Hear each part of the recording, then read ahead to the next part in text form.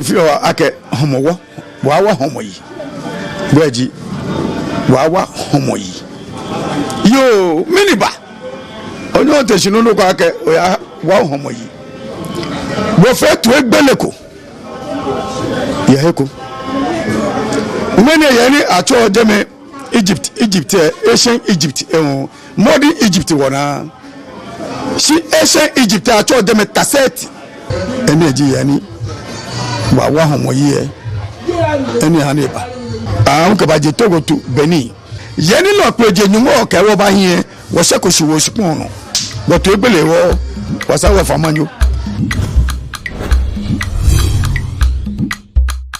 keji gbaye yani I hear frequency e ba hie nye ba cha mi manye nye